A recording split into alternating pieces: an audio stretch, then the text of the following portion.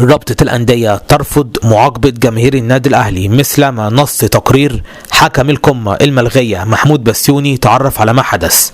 فاكرين حضراتكم لما قلت لكم ان حكم القمة اللي اتلغت محمود بسيوني كتب في تقريره ان جماهير النادي الأهلي هتفت هتافات خاطئة وسيئة ضد المسؤولين عن الرياضة، وطالب الحكم محمود بسيوني بإيقاف جماهير النادي الأهلي في تقريره عن لقاء القمة الملغام.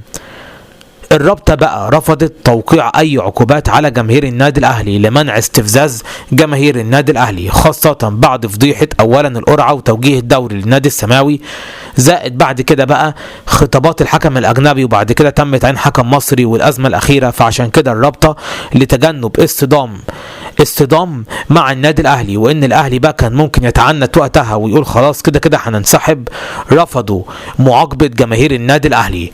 ده طبعا على حسب التقرير اللي كتبه الحكم محمود بسيوني اللي كان بيطالب فيه بمعاقبة الجماهير.